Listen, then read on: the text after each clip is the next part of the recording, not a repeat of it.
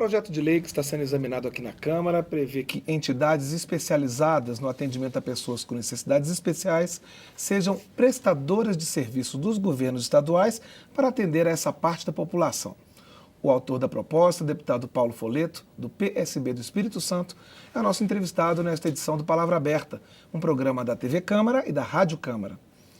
Deputado, atualmente essas entidades, a APAI, Sociedade Pestalozzi, elas fazem convênios, né, com o poder público. A sua proposta é que, ao invés desses convênios, elas sejam prestadoras de serviço. Qual seria a vantagem dessa mudança? Não, na verdade, elas não fazem convênio, elas são entidades filantrópicas sem fins lucrativos.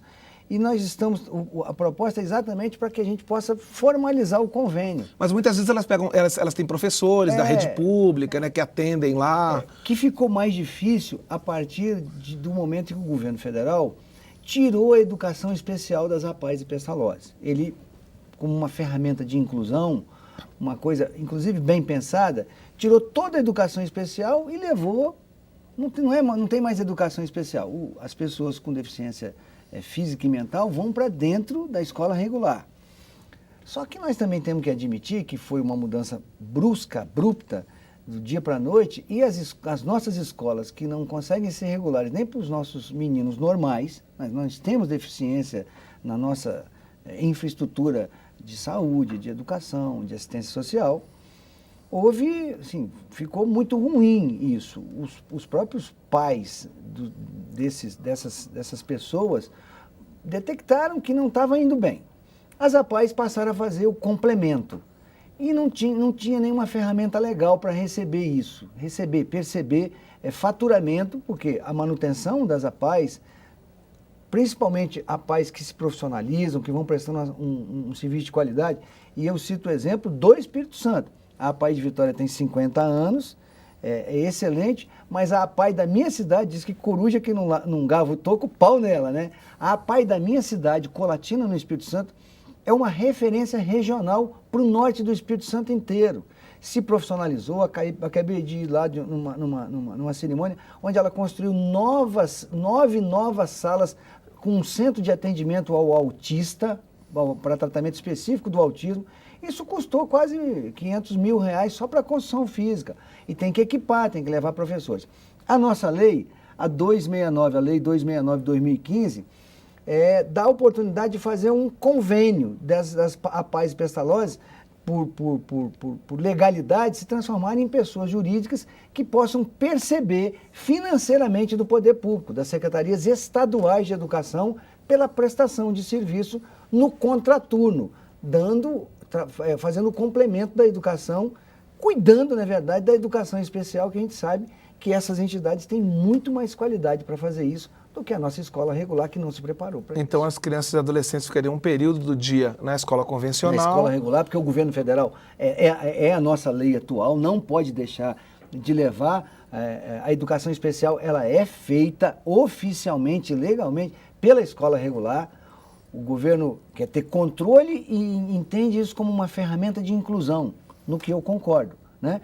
E as nossas instituições, que trabalham com o voluntarismo dos pais, dos cidadãos, são instituições filantrópicas, passam a ter legalidade de prestar serviço e receber por isso, fazendo um convênio, levando uma planilha, mostrando o custo, para que os órgãos de auditoria, as controladorias estaduais, os tribunais de contas estaduais, possam aferir o custo disso e não ter nenhum problema para o governo, e foi o governo do Espírito Santo que inaugurou isso, nós temos lá a experiência, a lei é baseada numa experiência do nosso governo, o Espírito Santo tem convênio com as APAES, com a Federação das APAES, então isso fica legalizado e nós vamos juntar o útil ao agradável, a escola regular, com a experiência dessas instituições que no contraturno vão poder oferecer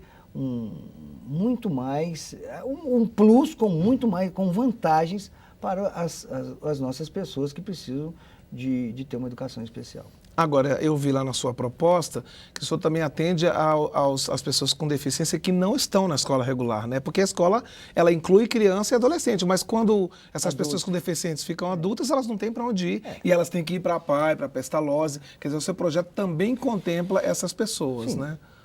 Quando a instituição se fica regulamentada oficialmente para prestar serviço à população, isso é um serviço que o Estado precisa dele, né? Então, o adulto que já atingiu uma certa idade, mas que continua indo lá para receber atenção da APAE, ele também pode entrar nesse custo. E a instituição apresenta o custo para o governo, tudo planilhado, tudo com custeio direitinho, como eu já disse, para que o órgão fiscalizador possa ter, valorar isso, ter o valor sobre isso. E assim, a gente já sabe que a nossa sociedade, a composição dessas instituições, na grande maioria das vezes, é de voluntários da sociedade que querem contribuir para que essas pessoas não fiquem excluídas, né? E que dificilmente você tem um problema de administração financeira nessas instituições.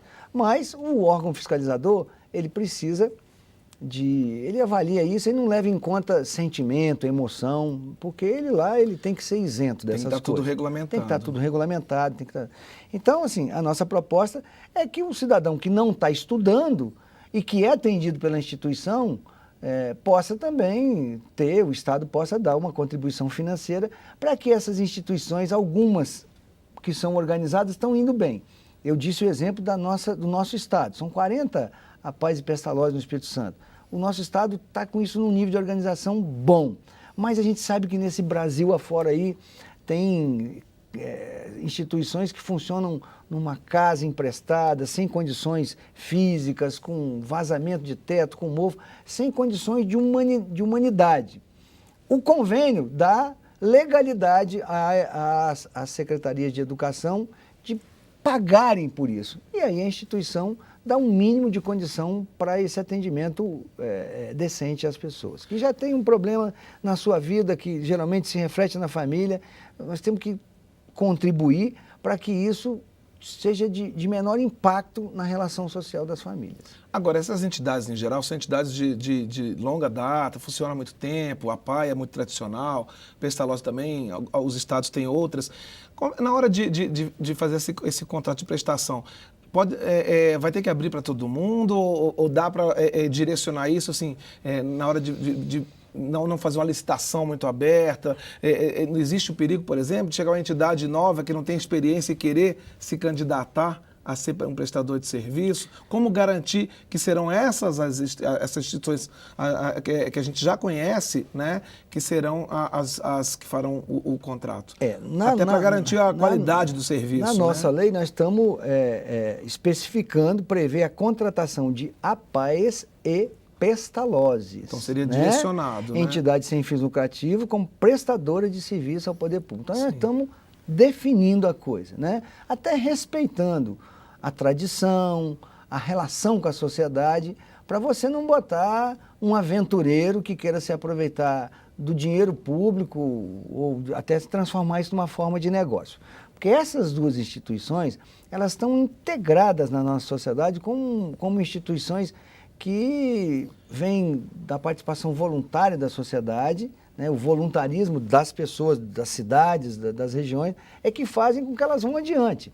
E a necessidade de quando você tem um ente da sua família que precisa, você vai lá ver como é que é a dificuldade e descobre que a instituição é suporte para você equilibrar o desafio que você tem em casa. Por isso é que a gente tem que preservar, né? Preservar a experiência, preservar o tempo, a tradição, e nós estamos na nossa legislação definindo as duas instituições como as que podem fazer contrato com o poder público. Certo. Só para a gente encerrar, o senhor falou em inclusão. O que o senhor tem recebido de retorno sobre essa inclusão dessas pessoas com deficiência na escola convencional? Ela está indo bem? Tem problemas? Que retorno o senhor tem das pessoas sobre isso? O começo foi muito traumático. A escola não tinha preparo, até o resto da meninada estranhou, né? Então, nós vivemos a fase de adaptação, os pais, a princípio, não queriam levar, meu filho vai ser discriminado, não vai gostar, o professor não vai estar preparado. E é verdade, nem todas as escolas têm professores, tinham professores preparados para a educação especial. Como toda mudança que vem de forma radical, brusca, muito rápida, tem conflitos iniciais. Esses conflitos aconteceram e foram sendo vencidos, até porque a própria APAE, que queria o domínio, as próprias instituições, a APAE e Pestalozzi, que se achava no domínio de educar essas pessoas, foi se conscientizando de que eles estarem por um período, ou estarem lá na escola regular, na convivência normal, e as famílias foram vendo que o conflito inicial podia ser vencido pelas vantagens da inclusão. Então, estamos vencendo essas etapas. O que nós estamos querendo agora é somar esforços da escola regular, que traz a inclusão, e a experiência de APAES e Pestalozzi, que no contraturno vão fazer um complemento de alta qualidade, fazendo com que essas pessoas, muito rapidamente, tenham uma vida normal e consigam fazer a sua relação social com suas famílias, e não tem nenhum impacto você ter alguém que lá atrás, e não tem muito tempo, era discriminado, vivia isolado, a família escondia, tinha vergonha, né? Nós passamos dessa etapa e hoje nós vivemos a etapa de colaboração do setor público com as instituições para que a gente consiga dar uma qualidade de vida para essas pessoas e para nossas famílias. Deputado Paulo Folletto, muito obrigado pela sua participação aqui no Palavra Aberta. Bom. Obrigado a você, ouvinte da Rádio Câmara, telespectador da TV Câmara, pela sua audiência. Esta e outras entrevistas estão disponíveis na internet. O endereço câmara.leg.br/Palavra Aberta. Eu sou Cláudio Ferreira, espero você no próximo programa.